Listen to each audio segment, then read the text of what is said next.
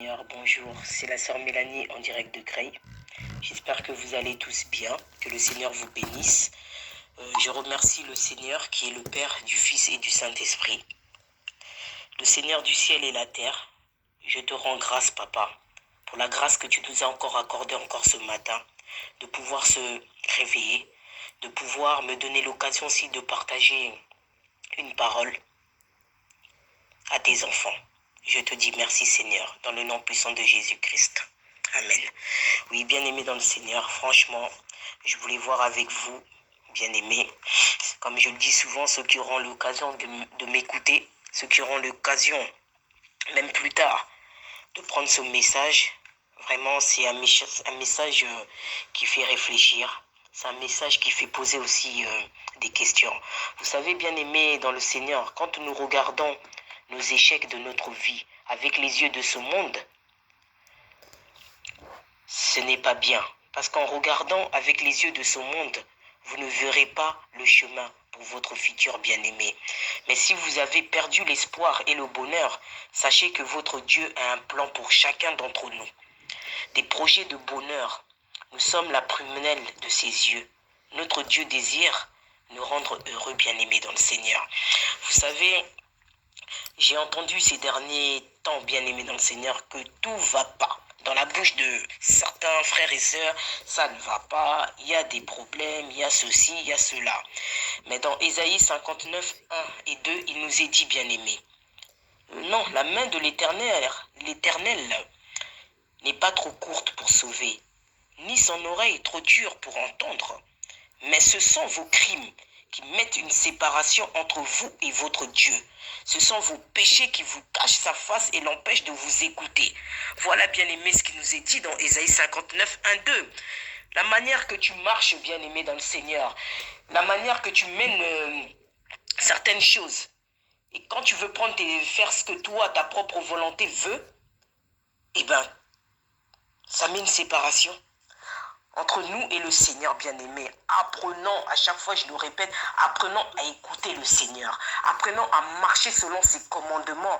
Parce que si nous marchons, si nous écoutons bien-aimé dans le Seigneur, vous verrez que le Seigneur, il est capable de faire de grandes choses. Il est capable de faire de grandes choses. Parce que nous tous, comme nous sommes là, nous avons des rêves qui ne sont pas achevés, ni des projets qui n'ont pas abouti. Et des réalisations de certaines choses qui sont restées en suspens. Parfois, nous nous sommes investis, bien-aimés, dans la prière, dans les jeûnes et tout ça, mais ça n'a pas abouti. Ça n'a pas abouti. Ça n'a pas abouti. Pourquoi, bien-aimé? Il faut se poser la question. C'est pour ça que je disais ce matin à mon frère que oui, c'est pas en multipliant parfois des prières, oui, être là, moi je prie, je prie, je prie. Mais tu n'as pas de réponse. Tu n'as pas de réponse. Pourquoi? Est-ce que tu as examiné aussi ta vie? Tu t'es posé la question, est-ce que je marche vraiment comme le Seigneur veut? Parce que les enfants de bien-aimés dans le Seigneur, vous savez ce que nous oublions? Quand nous disons que oui, je sers le Seigneur Jésus, mais il ne faut pas oublier que quand on reçoit le Seigneur Jésus-Christ dans notre vie, ça veut dire que nous acceptons de changer aussi notre vie ancienne et de marcher selon lui. C'est-à-dire marcher selon lui, c'est dans la vérité. Parce que le Seigneur Jésus-Christ, c'est le chemin de la vérité. C'est marcher dans la vérité et de laisser les mensonges et de laisser notre vie ancienne. Notre vie ancienne, qui n'est pas bien cette vie ancienne.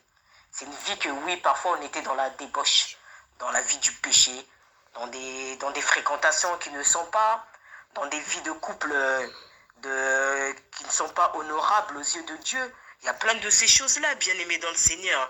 Alors, moi, je voulais dire à certaines personnes là, il faut vraiment prendre conscience, parce que si nos prières ne sont pas exaucées, et si la délivrance qu'on attend ne nous est pas accordée, ce n'est pas parce que Dieu est las d'entendre nos requêtes, non. Mais c'est parce que nous lui adressons des requêtes alors que nous vivons dans le péché, bien-aimé. Alors que nous vivons dans le péché. Comment tu veux aller chez ton papa? Oui, tu sais bien que oui. Parfois, tu couches avec un homme marié, je prends exemple. Mais franchement, bien-aimé dans le Seigneur, Même le Seigneur lui-même, il va se dire, mais mon enfant, il y a quelque chose qui ne va pas. Elle vit dans le péché, dans l'adultère. Et après, elle revient vers moi pour demander des choses. Non, ça ne va pas le faire. Après, bien aimé dans le Seigneur, vous oubliez aussi, parce que je l'ai dit souvent, parfois il y a certaines personnes qui demandent des choses. Tu peux avoir une vie correcte, mais tu demandes la chose. Le Seigneur, parfois, il n'accorde pas. Parce que parfois, il n'accorde pas parce qu'il sait peut-être, si aujourd'hui je donne peut-être à la sœur Mélanie ce qu'elle me demande, peut-être quand je vais lui donner, elle ne va pas bien l'utiliser ou bien ça va lui monter à la tête. Entre parenthèses, on ne sait pas. Vous voyez, il y a ça aussi. Dieu donne à ses enfants ce que lui-même estime. Vraiment que oui, ils en ont besoin. Dieu ne te donnera pas un truc au-delà pour que après tu utilises mal ou bien après tu reviens pleurer. Ah mon Dieu, nanani, nanana. Non, bien aimé dans le Seigneur. Faut prendre conscience que nous servons un Dieu puissant. Un Dieu puissant, bien aimé dans le Seigneur. Pourquoi nous voulons limiter le Seigneur? Pourquoi nous voulons faire à la place de ce Dieu-là? Non, bien aimé dans le Seigneur, il faut s'examiner. Il faut s'examiner, se poser les bonnes questions. Parce que si déjà tu n'as pas compris pourquoi tu es sur cette terre, pourquoi Dieu t'a mis là, alors là, déjà, il y a un gros souci. Parce que déjà, si tu ne sais pas quelle est la volonté de Dieu dans ta vie, tu ne pourras pas savoir d'autres choses, bien aimé dans le Seigneur. C'est pour ça, moi, je t'invite, à chaque fois, je le dis et je l'ai répété dans le thème passé que j'avais fait, pourquoi Dieu créa l'homme. C'est d'abord, dans les prières, de demander à notre Seigneur et de savoir aussi pourquoi Dieu m'a-t-il mis là. Qu'est-ce que Dieu attend de moi? Quel est le plan de Dieu pour ma vie? C'est se poser ces questions-là. Parce que toi-même, si tu ne sais même pas en quoi Dieu t'a créé, si tu ne sais même pas ce que Dieu désire, alors là déjà, excusez-moi du terme, t'es mal barré, quoi, en gros. Voilà, mais bon, par son amour, par sa patience bien-aimée dans le Seigneur, il est là. Il faut seulement le chercher. À chaque fois, je le dis, le chercher, c'est vrai, c'est comme un trésor. Parce que ce que nous recherchons, c'est notre Seigneur. C'est des projets de bonheur. Parce qu'il a dit que j'ai des projets de bonheur et non de malheur. Voilà, bien-aimé dans le Seigneur. C'est pour ça que je disais dernièrement que oui, il y en a certains qui cherchent le mariage. Il y en a certains qui cherchent une maison. Il y en a certains qui cherchent plein de choses. Mais ils ne regardent pas de chercher le royaume des cieux. Il est plus important de chercher le royaume des cieux que les choses de ce monde.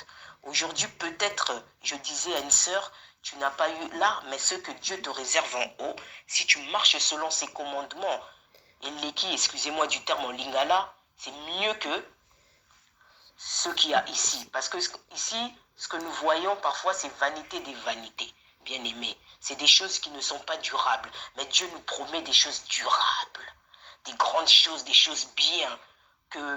Je prends un exemple, peut-être que oui, tu vas peut-être construire une maison, mais ça sera que pour toi.